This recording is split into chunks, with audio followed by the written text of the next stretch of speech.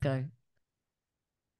I'm delighted to be joined by Gareth today. Gareth Healey is managing partner for Cactus Consultancy, a corporate advisory and growth consultancy for agencies. Gareth spent 25 years in the marketing agency sector, and for 15 years, he was CEO and equity partner of his own £12.5 million agency and employed 175 people. In 2017, he exited and set up his own management consultancy. And in 2021, he published his very popular book, Stand Out or Die, to help agency owners win in a highly competitive market. The book won a silver medal at the Axiom Business Book Awards, and the following year, Gareth joined Cactus, where his mission is to support independent agencies to grow business. Welcome, Gareth. Thank you very much, Jenny. Delighted to be here. Well, Um, I'm thrilled.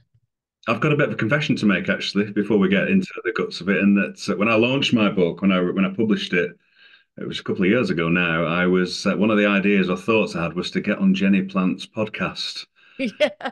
because I've Mr. always Media. admired it. Yeah, and I didn't for whatever reason, for no particular reason. I didn't reach out because we didn't know each other then.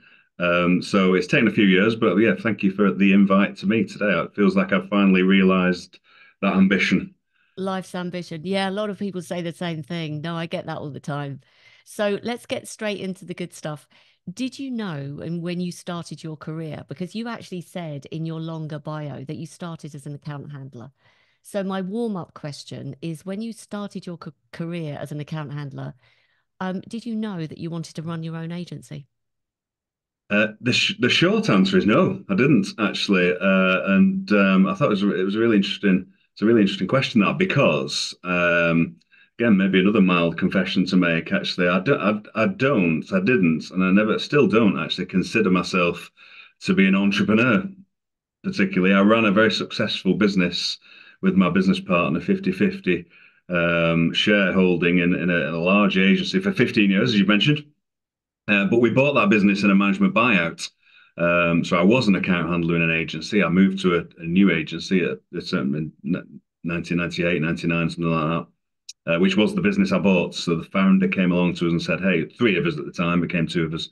Would you like to do an MBO?" So once we'd been to the library at that point, probably not online, and looked at what an MBO was, we decided it sounded like a good idea. So I say that because I think so we said it. We don't say we fell into it. It was a great opportunity, but I think it actually helped me grow the business because I wasn't an entrepreneur who was my business agency was a creative agency based agency, but I wasn't an entrepreneur and I wasn't a practitioner either. So I wasn't somebody that had started as a designer or a creative in my sense or an SEO bod, maybe in sort of current agency land. And so I wasn't pulled back in onto the tools or onto the with a desire to sort of practice my skills and things because I was an account handler and there's many skills in that as you know better than anybody, but it is about managing projects, managing work, managing businesses, building relationships. So I'm not suggesting for a second I found it easy, but it sort of helped me in that way. And that's so I often think about that. I felt more like running the business rather than doing it. I could have well have set up my own agency, but equally I could have seen myself when I first started out having a corporate career for a long time. So it was just sliding doors moments and all that. So, having worked subsequently with so many agency owners, do you think that's one of the key things that holds them back is that they get dragged back into working on the tools? Yeah, for some people, yeah, not everybody, but for some people, and it depends what makeup you have as well as your directors or your shareholders, of course. Not in some agencies are sort of sole founders, others are two or three people. And if there's a sort of balance, where there's a client manager and becomes a managing director and but a creative or again a developer maybe that sort of run the business together that kind of but with me I think but I do see a lot that sometimes they grow these are the people that are practitioners that become it's in the book, this is the theme in the book, of course. Adrian, my avatar in this book, Stand Out or Die, is a web developer who is a freelancer, and he grows the business, he grows his work, and he gets more, has to do more work. He's purely fictional character, of course, but he grows his way, and he starts to employ people, and he becomes a sort of a reasonably sized agency. And I see that a lot. Good businesses, but then often people are limited, sometimes sort of limited or held back by their own desire to say, "Oh, I'm going to lose my dev skills if I don't develop or I don't code." And often find people in those situations working coding at weekends out of a passion, out of a desire, but equally, it's sort of out of a need to sort of feel as if they're still connected to it. And nothing wrong with that. I'm not, but it does sort of, mean you're sort of not maybe held back, but you're hampered a little bit. Whereas I didn't have that because I was an account handler. Just out of interest, management buyouts, it's Yes. not something that has come up a lot on the podcast. Yeah. Just out of interest, from what you've seen, again, going through it yourself and actually taking the reins of an agency and also having worked with lots of agency owners, when does an agency owner decide that they want to kind of give their team the reins? Like, when does a management buyout typically happen? What set of circumstances? Yeah, that's a great question. I think, I mean, my particular circumstance, the chap we bought our business from, he wanted to retire. He was only in his mid 50s actually at the time, and it's probably his wife who helped him run the business wanted him to retire more than he did. To be fair, I think he probably regretted it to some degree because he was still only relatively young. But in that case, they'd sort of decided that it was becoming a bit too stressful, a bit too, they were growing it, but it sort of maybe taking it to the level that they thought they could, and wanted somebody to come along and take it to the next level. Very ingrained in the business. That was very much his baby, that business, and didn't want to see it fail, didn't want to see it reduce in size, didn't want to see it go nowhere. But wanted to hand over the reins. And that particular, where do people? How do people make that decision? Well, I guess it's age. I guess it's sort of to some degree, it's how they particularly feel in the stress levels, whether the business uh, reached a size or didn't as to what they had in their minds, or whether they feel like, I don't. Some people don't want to run a big bit. It might have 175 people. My agency. When I usually mention that to most people, most agency owners, they sort of aghast. Oh my God, I wouldn't want to run a business that big. 10 or 15 people is where I'm at, or whatever it is, which is absolutely fine. And I think that was the case for my founder I bought the business off. But where the sort of catalyst for the MBO really were a couple of other things. It was not wanting to work for anybody else. So as a character, he wouldn't have been able to do an earn out after a buyout. So he just wasn't him. So he definitely didn't want to do that. And also, willing buyers, willing sellers, for other reasons, that he was approached by some network agencies, but again, didn't want to, culturally, and just didn't like that whole. This was a Yorkshire-based business, and the networks were London-based. Of course, nothing wrong with that, but he just culturally it didn't fit, didn't like it. Would rather have passed it on to what he viewed as part of his family, really. I, So you know what?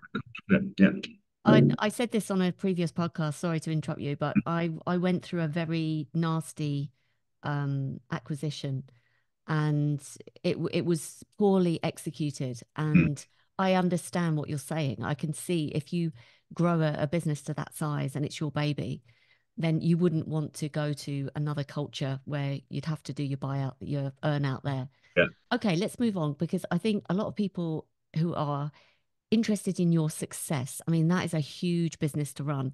So looking back on you growing that business, what were the sea change moments in that growth trajectory? yeah, great. I think what the first one that sort of springs to mind would be, it was we were in the right place at the right time to some degree. So we did our buyout in 2002, and that wasn't maybe at the start of web, but it was at the start of the sort of period where what I sort of call commercial websites and digital marketing was appearing or already there and started to sort of gathering traction. So we made capital on that. Of course, we embraced that. And in an early stage, and sort of written, if not, we didn't ride that off the back of that particularly, but because a lot of our work was still design work and creative work based, but that was a sort of wave that we managed to capture. And sometimes it's about being in the right place at the right time. Let's face it. So I think that was definitely a sea change moment being it, but that when we did the buyout, being at that period, we'd be able to extend our services with our existing clients at that time into digital, which was something very new to everybody. So that was one. I think the other thing is, and I almost feel that would perhaps feel like maybe a step back actually, but it was a sea change. It was a catalyst in that we at one stage, relatively early on, after we'd taken on the business, we doubled down on our client focus. So we always had quite a bit of retail work. Retail clients was a large chunk of our clients. And when we did the buyout, not immediately, but within a couple of years, we decided to double down on that client focus to the point where we had a strap line at one stage, which was attention to retail. So that was that retail was as an agency we were a retail based agency which worked really well for us. Whether you would choose that sector or do that now is in a different matter, but it was at the time very much a very lucrative thing and the right thing to do because it gave us that sort of focus on retail clients, built our name in retail businesses, attracted other retailers to us for our knowledge. So that was very important. And then maybe the third thing I think would be we did rebrand, not just rebrand, we renamed the business. There's a little bit of a sort of double edge to this, really, and I think it was a sea change for us as directors, as shareholders, the two of us, because we renamed it. We did. I wouldn't always advocate renaming actually agencies. It's not, but for us, it was something that we did it too late. We waited too long, but we needed to do it because once we renamed it, it truly felt like ours rather than the previous owners. But there was other reasons. I don't always advocate that renaming thing by any means. There was other reasons that we did the renaming for.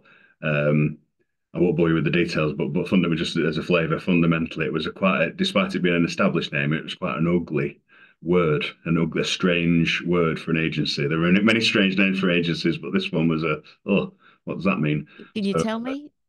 Or uh, you just don't want to even mention it was so no, ugly? no, I can tell you this bit that my agency, that I exited, still exists actually, and I have no contact with them or I don't. So I'm not in the business of either promoting them or sort of talking about them really in a balanced way. I'm nothing. That business continues and very successful. But its original name that we bought was Gratapalm, which the original Does the that mean anything? it doesn't mean anything, no. It doesn't Oh, mean which again was there. You just hit the nail on the head because every pitch we turned up to people. Well, the first question was what? What? yeah.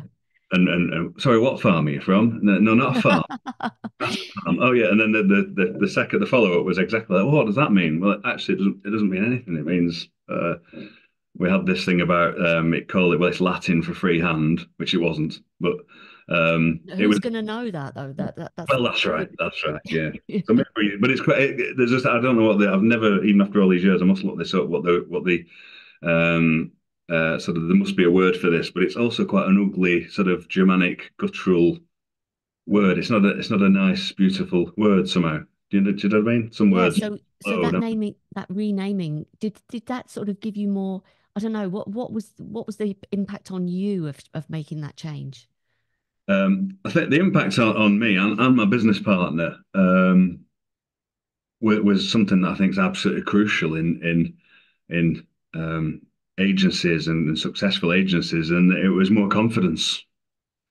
So we walked into a pitch as Gratabalm, the two of us, just psychologically proud of the business we ran, but equally thinking these guys are going to ask us what the name is in a second, and we're Yeah. going to go. And even if we had a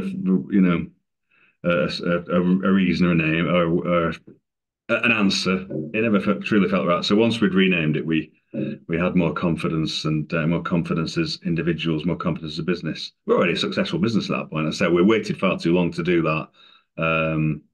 That we agonized over it for years actually. So it wasn't an immediate thing. I can't remember when we did it, but it was several years, many years into after buying it because we didn't want to, ultimately one of the reasons being we didn't want to. Um, this guy had handed this business over to us, and out of respect for him and all the rest of it, we didn't want to particularly start changing things rapidly, which we didn't, which was part of the success actually, and the name was one of them. But the way things that we operated, we didn't make wholesale changes. We evolved. It's a bit like the not wanting to say, saying your surname is Bouquet rather than Bucket. That's it, absolutely. Yeah, there's some Um, words that are just beautiful and that, nice sounding words. There's the odd one that you, even though it's nothing, not offensive, you just go, oh, that's a bit of a, oh. I can see why would that would be the case. So three things really. It was timing, it was the focus on the sector Yeah, of retail, and then renaming. The yeah, thing about the sect, yeah, yeah. sorry, So go it's a on. renaming, which I would sort of say, is really, it was really about having confidence and finding our confidence really. Makes sense. The Mm. the thing about focusing on the sector, Gareth, nowadays when you're kind of advising firms, how strongly do you put that point across um, to sort of narrow your focus? Um, Massively, actually, unashamedly. I know that most, if we can call ourselves agency advisors, ex-agency owners, agency coaches, even if there is quite a few people out there now, and there's a this is that niching or focusing on a target is not it's a common strategy that people talk about, but I unashamedly support it because it worked for me. Um, but I do appreciate that it's a battle. It's a mindset shift. It's a risk that some people see that, oh, hang on a minute, I've already got an agency here that works across many different sectors. And if I say that I'm going to focus on one, and it's not always about sectors, of course, we always say, but I feel I'm going to focus. These people I already work with and love me are going to be alienated. I've never seen that, to be honest, but that's what I understand. That's what people might think. And also the sort of mindset of not just agency people, but lots of business owners with, if I can expand my target, if my market is large, then I stand a more chance of winning new business because I've got lots of people to talk to. Whereas, I understand again that principle, it's sort of a strange sort of dichotomy, really. I think the if you focus on something smaller, you become an expert in it, and you become. And I think sometimes that once you take that leap, and I find in this even now, actually, Jenny, that once you think, well, I'm going to focus down on this area, this client, this audience.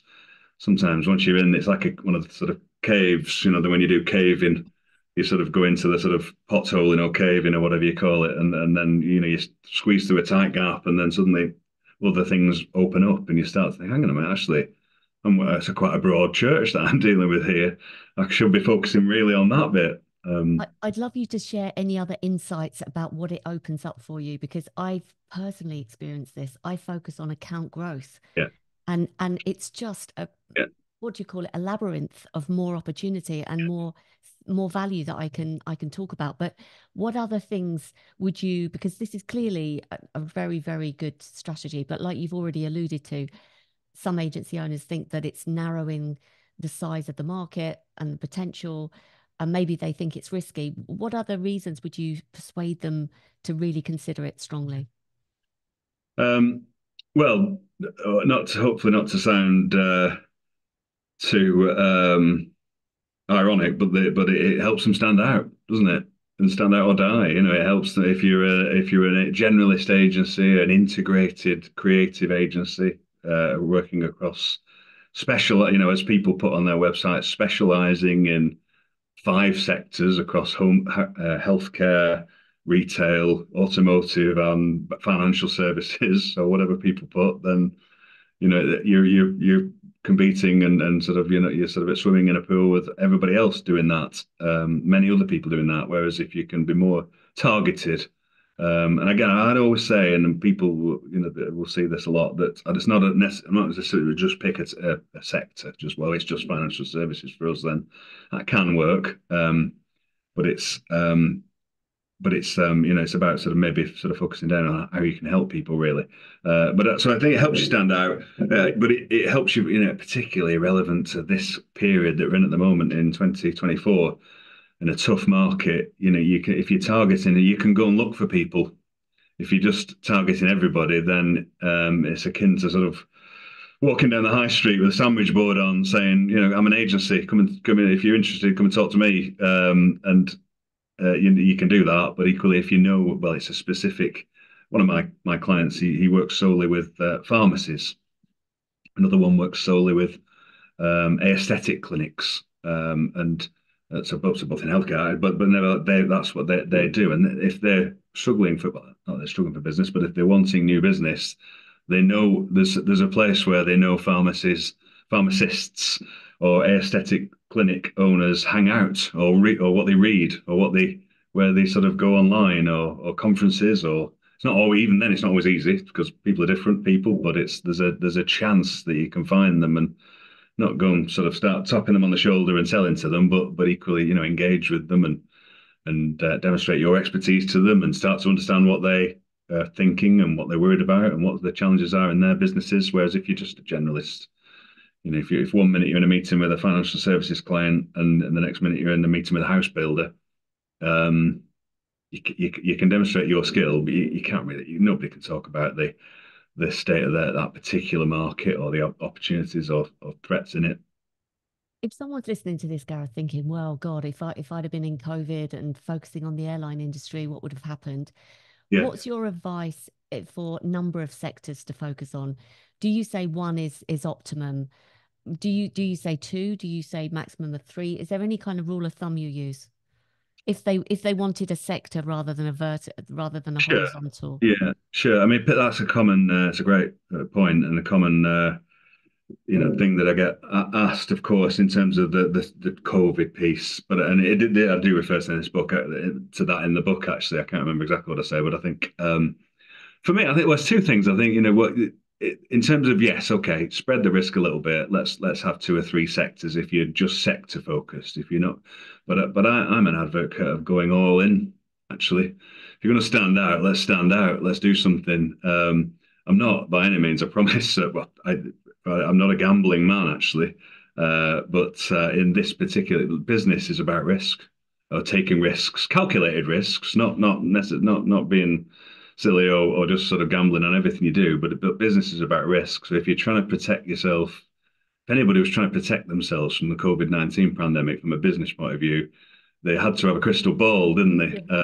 Yes, it would have. Yes, a travel agency, travel focused agency would have probably. I'm sure that many did. There might even be some people that listen to this that say, "Crap, that hit us absolutely really hard." Of course, it did. Maybe put people out of business. Mm. It's if you try and mitigate every single risk and spread the, I just don't think you can. So you got to sort of have commitment, really. What would you if oh God, I'm going down a rabbit hole. I've got so many more questions, but I've got one more.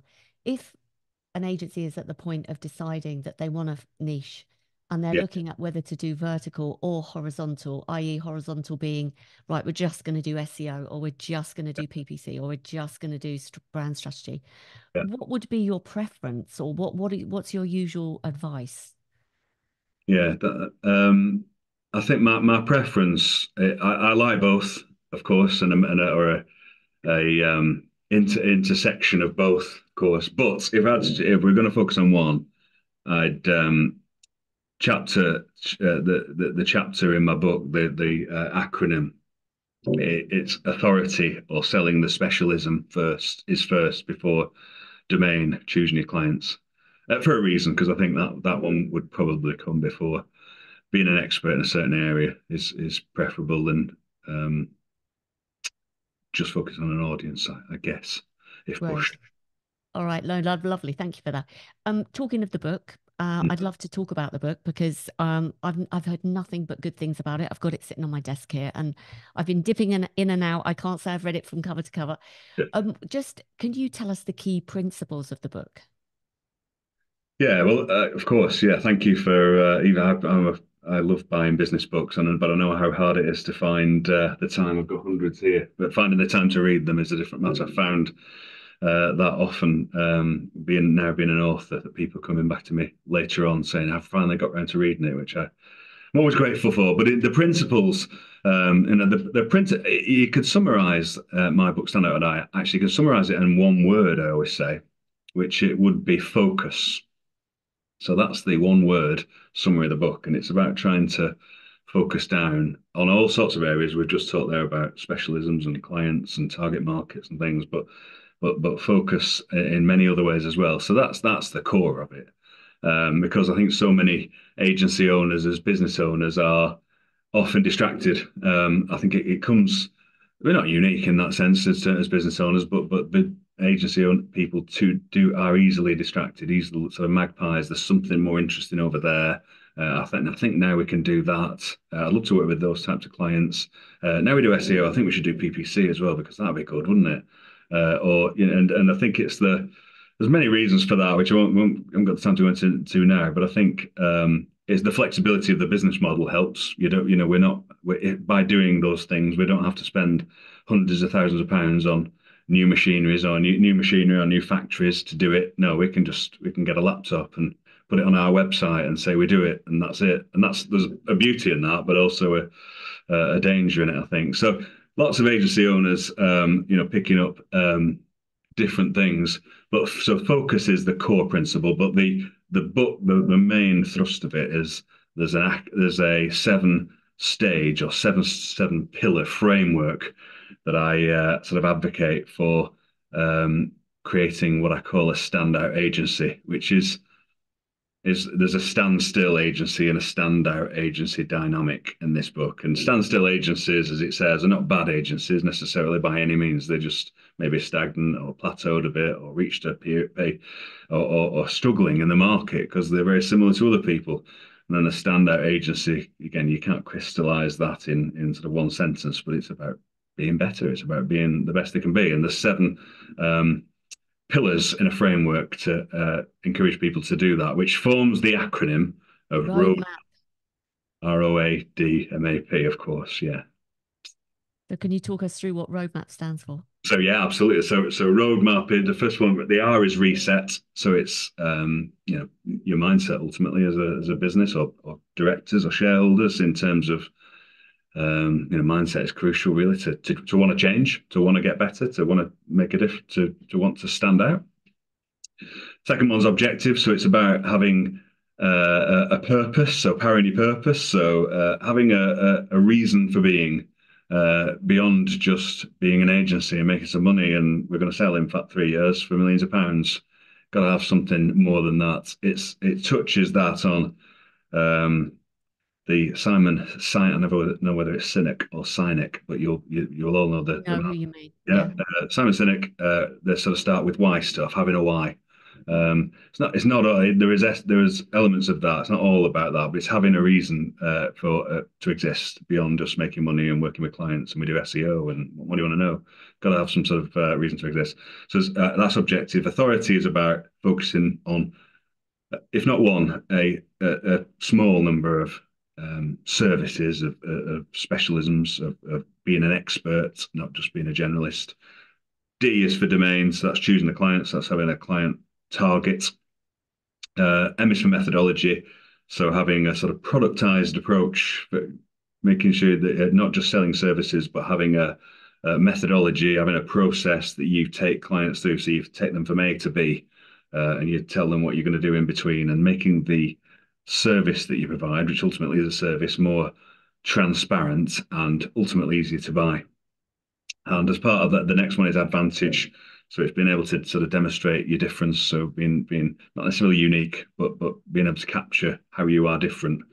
Don't think there's much around in agency world that is, or agencies that can claim to be completely unique these days, USPs and all that business. I don't think you can be. We can certainly have differences, and capturing those is around advantage. And the final one, the seventh one, is profile. So marketing your agency better, building your agency as a brand, and building your personal brand as well, which is as an agency owner, which is a very powerful, as you know, Jenny, sort of catalyst for new business for agencies.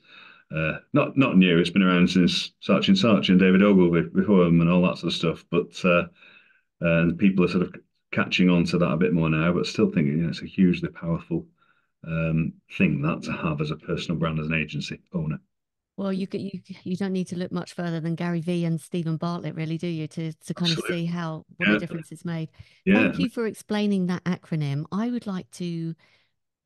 Yeah, I would like to look at methodology in a bit more detail because this was in chapter 8 of the book, and it talks specifically about this element of productizing your services, which I've seen lots of people talking about quite recently. So I wondered if you could just sort of talk about productizing your services in a bit more detail. Yeah, absolutely. It's interesting you've picked up on that particular chapter actually, because it's a chapter that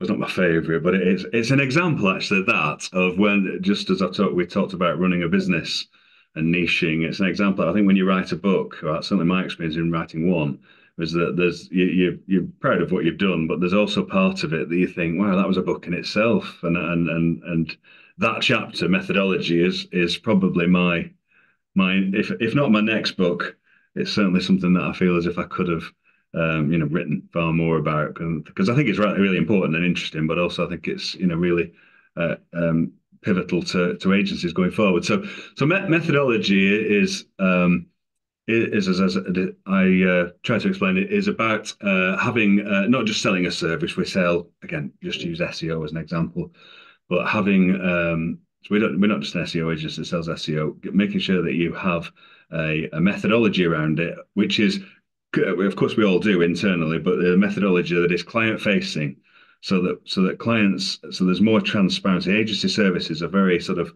opaque. They're very available. There's lots of supply of them around these days. But they're ultimately hard to buy because people often don't understand what they're buying. And even if they do understand what they're buying, if they're a bit more of a sophisticated or mature client, and they understand it perfectly what they're buying, they don't really. It's hard for them to decide from the outside whether you as an agency are going to be able to deliver for them in the way that you describe and what you want. So being able to sort of productize the not just sell a service, we sell SEO, but say these are three things that we do in SEO. We can combine them all together, all three, or you can do them individually, one after the other. But the important thing is not just doing that. The important thing is saying to the client, this is what it's going to do for you. This is the reason what this is the problem that you have or you might have that this will solve, and this is how we then approach that problem in our agency. That means that you will get from where you've got now, you are now with a problem, and in 3 weeks, 3 months, 3 years, whatever the time period is, you will be over here with working with us, and because we'll have done all these steps. So it's simple stuff. But it is talked about a lot these days. Increasingly, again, my book was 3 years old now. That book, 2021, so it was in my book, but wasn't new then. But more recently, there's the Madison Avenue Makeover, Michael Farmer book, which I think you've read, Jenny, which is about Huge, the agency Huge, and Matt Baxter, and the consultancy, the business model company, and they sort of did a business transformation piece. It's a great book. If I hate to plug my book, actually, and not other people's, but Don't worry, I've been pushing the book as well. I actually had Michael Farmer on the podcast recently. oh, right, amazing. And yeah, but carry on because this is so pertinent, and I love the fact that this chapter is one of your favorites as well. Yeah, absolutely. But that is a great book and a great, interesting read. But that's exactly what they're doing there. That's a creative agency ultimately, I think. And well, they're trying to say, here are three things that we do, but within those three things, they break it down even further. So they have doors, don't they? Three doors, but behind the doors, there's drawers. So there's numerous, actually, a lot more than I would probably gut feel tell me there should be, but I'm sure they're the experts. But there's a number of drawers, so it breaks it down further. You can have this bit, you can have that bit, you can do this, and it makes the overall service offer of the agency just more transparent, easier to buy, easier to understand, easy to talk about, and gives it a delivery focus. Really gives it a value. This is the value you're going to get from this, not just hey, we're an SEO agency. Again, to choose SEO, not picking on them, but just and come and buy our services. Because why would people know about it? But why would they give them a reason to buy? With your work with Cactus, you obviously see a lot of agencies. How many of them do this well? Do it well. I think very few of them do it at all. You often see, and I only raise this to make sure that anybody listening doesn't think I'm sort of just advocating. You often see a graphic, don't you, on people's websites with a methodology with a this is how we work. Um, and it's usually 3 or 4 words. Usually begin with D, actually, strange. I don't know why that is, but they develop and design and diagnose and dissect and all that sort of stuff. I don't know why it's D, but it usually is about D's. And that's right. But no, when people have that, I don't know anybody who truly. It's just a sort of superficial thing because no, I don't really know anybody that truly works in that way, even behind the scenes. They certainly or rarely work in that way, so that they present, or they do some work in those sections and and interface with the client in that way. It's just a way of sort of explaining what they do, which is fine. But who's doing it well? Um, there's an agency I work with actually. We're working with them for a couple of years. Who are a well-established agency. They went through a buyout some years ago themselves.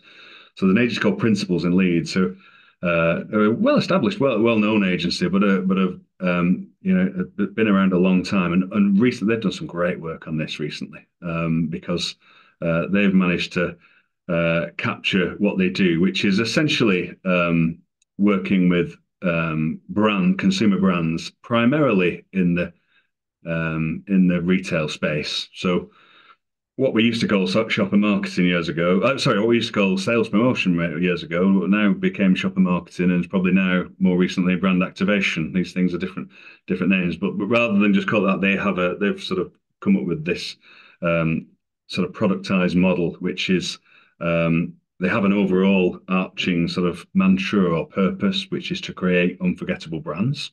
That's what drives them. They want to create anything they do, they want to be sort of unforgettable work for unforgettable brands. But they have sort of 3 sections to what they do now. So they have a creating brands offer, so where the brand either needs creating from scratch for new brands or relaunching for existing brands. They have an activation arm, which is about making ultimately shopper marketing activation in stores primarily, or out of store now, increasingly, I guess. And then they have a brand building which is ultimately advertising. It's broader out of store advertising campaigns. But the way they talk about it now and how we've got that nailed down is, I think, is absolutely fantastic. So I'm in danger of waffling on and promoting those guys. No, As, not at all. Listen, I think this is really super valuable. And I kind of want to ask you the follow-up question. How important do you think it is, Gareth, given the kind of current climate?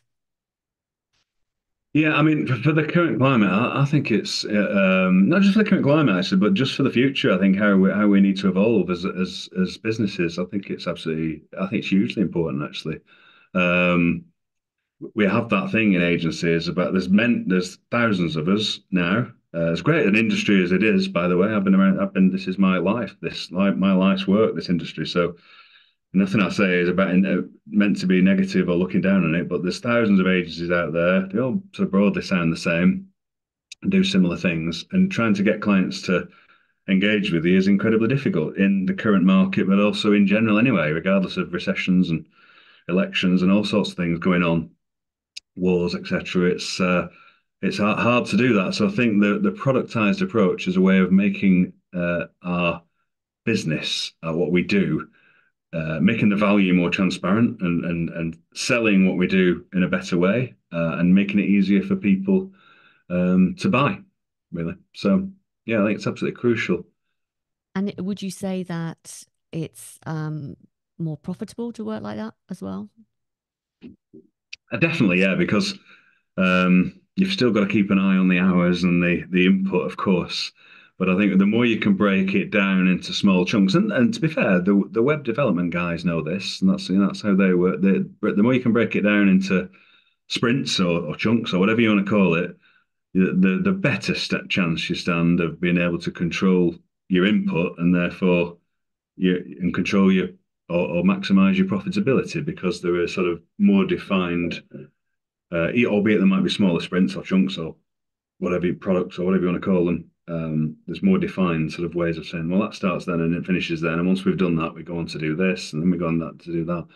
It's still a very um, movable feast. Our sector, isn't it? Our business. It's still a creative sector. It's still a iterative sector. We are either creating things, developing things, building things. We're not just churning out widgets by any means. So it can still that's great. That's many positives to that, but also to make a profit, you need to control that, which is hard to do. But I think it helps in that sense. Would you say for maybe an agency owner listening to this thinking, yep, that makes total sense. I need to move to a more productized services model. Um, First of all, first question, do you say that all of their products should be productized, or do they have a range of different offerings and price sort of differently? Yeah, I mean, I think I would say if agency owners if the people out there start thinking about doing this, again, I would try to, like my friends at Principles, I would try to sort of wrap the whole business up into it and embrace it fully, really. Just as I talked about the commitment to client niches. There's a commitment here today. This is what we're going to do. But just for clarity, for everybody listening, not for you, Jenny, but for everybody listening, I'm not saying here that therefore you need to we just become a product business and it becomes very functional and lacking in creativity and lacking in flexibility. There's a core set of products. The idea is a core set of products here, and this is what we do. Just breaking it down for people what we do, and it doesn't always mean, again, just for the record, that we have gold, silver, and bronze offers where the bronze is really cheap for really small clients, and the silver is a bit more expensive. That's one way of looking at it, but I'm not necessarily advocating. That's not what I'm talking about when I'm talking about the productized offer in its entirety. That's one approach, but that doesn't suit everybody. Not everybody wants to do that. Not everybody wants to work with smaller clients or offer lower value services. But as an approach to sort of, yeah, I would say embrace it really. If you go, certainly think about embracing it. If there's a white glove um, bespoke service that is sat alongside it, which says, "Hey, if nothing like this, you don't want to approach it like this, come and talk to us because we'll if you think we're interested or we think you think we've got the skills and the experience to help add value to your business, but you don't see what you like here, then of course there's maybe an opportunity to consult and form something else. But I wouldn't push that to the front. I'm not saying that as a hedge or a fix to again spread to de-risk. I think if you feel like doing that, great, but there shouldn't be a need to do that really. Could you paint a picture of the first few steps I would need to take from a standstill point to kind of getting at least 80% through on a productization project? Where would I start? What's the first thing I need to look at? What data do I need to pull down on? Is there any, I don't know, some advice for how to do it? Yeah, I mean, I think maybe to sort of diagnose where you are now, I guess, to use the D model Yeah. if we can. Why not use it while it's there? So first step, have a look. Let's have a review of what we actually do here. Let's have a look at all the services we currently provide. Let's have a look at what are we truly good at those? All of them. What do we? If we're dead honest with ourselves, what's our we might provide six skill services, but three of them um, we're really good at. One of them we're brilliant at. Two of them we're really good at. The other three, hey, we can do if people ask us, or we sort of farm it out to other people, whatever. So there's looking at what we're really good at, what do we enjoy doing. You can usually tell the services on the sort of add-ons on just from people's websites, agency websites, because they usually there's a list, isn't there? And the stuff at the top of the list is usually the stuff they really are good at and do a Yeah. lot of, and the stuff at the bottom is, Google Analytics or whatever at the bottom is sort of, that stuff they can do, but it's not really the bread and butter or stuff they're really interested in. So look at what you're doing. Look at where the revenue comes from, of course, and how much revenue comes into each area, how it's grown, how it's or declined. Look at where you provide for your current clients now, and I'm also talking services now. So there's that sort of section of it. Then the next section, I think, is to say, how would we, looking at what we do now, capture, if we had to sort of, start with a whiteboard or whatever it might be, a blank sheet of paper, and say, we know what we do, but if we had to put it on a bottle or a packet and explain it in a way that people said, pick this up because this, if you drink this now or you eat this, then these are the ingredients. This is what it's going to do for you. This is how it's going to make you feel, or what it's going to do for your diet or whatever it is. And if we so think of it more in a product and how you might reframe it rather than just say we do this. And this is a sort of creative process, but it's about sort of trying to capture what that service you provide and is in a more productized, value driven way, really, that takes again that client from this. If you get this, you're going to get that. And I think after that, then there's usually, I do agree with there's the rule of threes, isn't there? At the end of the day, that Madison book is three things. There's a reason for that. Ultimately, I don't know, three bears, three musketeers, all that sort of stuff is three is easy to remember. So if you can then put it into three sections or three main sort of products or whatever you want to call them, which might be three services ultimately, but it's about sort of putting it into more of a productized language. And then underneath that, you might have another 10 different smaller workshops or stages along the process that you can break down even further. We might not necessarily build you a website in total, but we will certainly define what you need.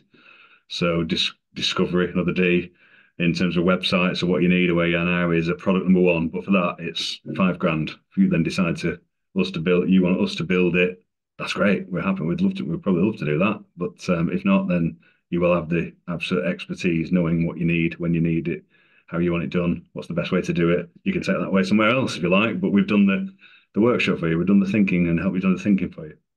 Nice. Very useful. Thank you so much. I'm conscious of your time, Gareth. I would love to get your thoughts on the changing landscape for agencies. Like, what do you see that's going to be really important for agency owners to be aware of over the next kind of 3 years, let's say, like 1 to 3 years? I know it's a changing feast. I'm not asking you to look into a crystal ball, but what are you seeing is changing and happening that we need to be prepared for?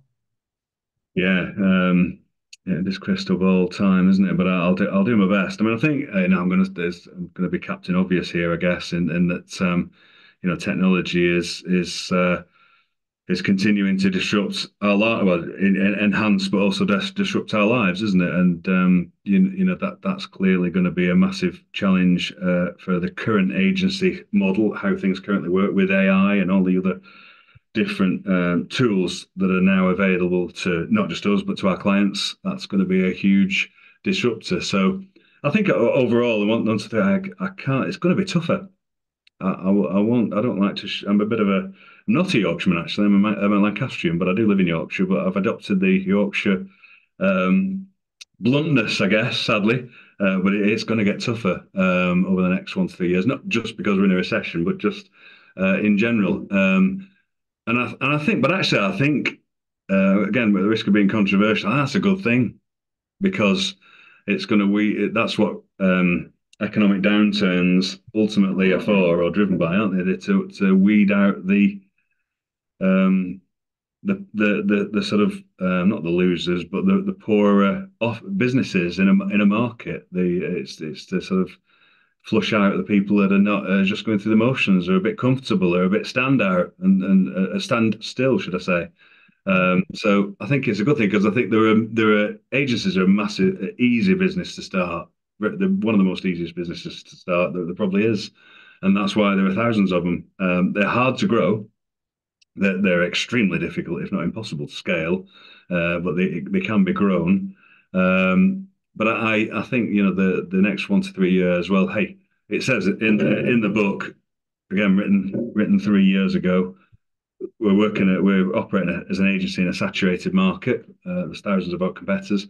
We're being disrupted by technology, even though we knew about AI on the horizon. Now it's sort of here, right on our doorsteps. And the business model of agencies is reliant on the skill and loyalty of people, of individuals, which of talent, which those people are becoming even more transient just by generation, by attitude, by the options that they have in front of them these days, and by the fact that they can work online and at home and all this sort of stuff. They're a very more transient workforce than they used to be. So that's quite a challenging business model to do. But I think the good thing is, I think, when I always reflect back on when I started my agency career, um, it was hard for people, for clients, for businesses, or for individuals to create some design, whatever the design was. If you weren't a designer or you didn't know a designer, it was hard to do that because you couldn't do it. Actually, you needed to find somebody to do it for you, and and um, and then you found either a freelancer or an agency, a designer to help you do some design for a poster for your business or whatever it was. But over the years, of course, in the last 10 years, we've had software that now allows individuals to create design on the desktop, but even from the device sat in the pocket, they can create design. Um, cutting out a person or a bottle from a background, from a busy background, used to be a specialist skill when I started out in this industry. That was something that people paid, 50 quid, 100 quid for, whereas now you can do it on your phone in about 10 seconds. So technology is hugely changed, but agencies are still around. The agencies are still working, are still thriving off in many cases. But now that, of course, the future is a bit more further technology, further developments. You've got to embrace it. Really, AI will now not only you don't probably need the software now to take those backgrounds off because you can tell AI to here's a image, take the background off, done. And that's so it's becoming easier for clients to do that sort of stuff. So, but I think in terms of asking, well, how do we cope with all that? Well, embrace it. It's an exciting challenge. As I've just alluded to, that this change is inevitable and always there. I think swim upstream wherever you can in terms of getting the sort of the client the strategic ear of the client, if you like, and be the strategic, be the strategists, be the drivers, not necessarily the deliverers of work. Um, Use the tech better than the clients. Understand the tech, embrace the tech, so that everybody knows about it, but we can actually use it. We can use it in different ways. We're the experts in using it, not just knowing about it. Productize is an interesting thing to look at. Focusing on certain target markets and being an authority in it is always something I talk about, and we've talked about today. And I don't think that's going to change through AI. But broadly, I think it's about standing out, doing something different. We live in extraordinary times, as I say somewhere in this thing. It's not that's not a place for ordinary agencies. If you're an ordinary agency, you're going to struggle. If there's something extraordinary or interesting about you, then you stand a chance. And that's I don't know, who knows what that is, but it's your job to find it, really. Yeah, that's a lovely way to wrap up. Understand and embrace AI, niche, productize, and swim upstream. Be Stream, yeah, strategic. yeah. So, Gareth, this has been amazing. Any final words of advice for any agency listening to this that may need a little bit of a pep talk? I don't know. And words from you could come at a good time. Anything that you can share just for your parting words? Yeah, thank you. Yeah, I'm going to say that this is, I'm an ex-agency owner. I exited my business. I did okay out of it. Not as I used to think that I would be in a meeting with Martin Sorrell and walking away with a huge check when I did that. That didn't happen, sadly. But I did okay out of my business, and I love what I do now. I found my calling. But many agency owners, even at the start of their careers, early on, I don't know what drives this, but maybe it is that sort of magpie thing. But lots of people think that the grass is greener elsewhere, that there are businesses somewhere that I'll do. What I ask people, what are you going to do if you do sell? When you do sell, I'm going to do something different. I'm going to try a different. I'm going to do this something, in tech or whatever. And they may well do that, and people may well be driven to do that. But trying to summarize my point, the grass isn't always greener. This is a great sector. This is a very challenging business to run. Agencies, but no businesses. If you want to be successful, there's not a business out there that's easy to run. There's this whole passive income thing and sitting back and doing things in tech. For the very few that manage to sort of find a unicorn and do that, great. But for the vast majority of us, sadly, it's hard work and challenging and stressful and risky. But that's what makes it exciting. So I would say not encouraging anybody to finish, not to sell ever, but focus on building a great business is my a great agency is always my mantra. If at some point in the future somebody wants to pay you some money to take it off your hands and you can then sit back and relax because you've got a nice amount of money in your bank account, brilliant. But the challenge is to focus on building a great business, not aiming for a check in the future. Lovely. Thank you so much, Gareth. Where can people get hold of you and who would you like to hear from? Yeah, well, I'd love to hear from people. I'm on LinkedIn, of course. I'm desperately trying to grow my audience. I'm trying to You've grow got a my. huge audience. What are you saying? You're Uh, very popular, your posts. I'm following you. Thank you. I do my best, but it is. I'm always interested in connecting with people, agency owners in particular. Whether I know them or not, or whether I'm always interested in either connecting or if people want to follow me, or message me on LinkedIn as Gareth Healey on LinkedIn, and with any questions or just to say hi, then that's the best place. Brilliant. Gareth, we'll put every link in the show notes as well. So thank you so much for joining me. This has been really, really good. Thank you, Jenny. Great to see you.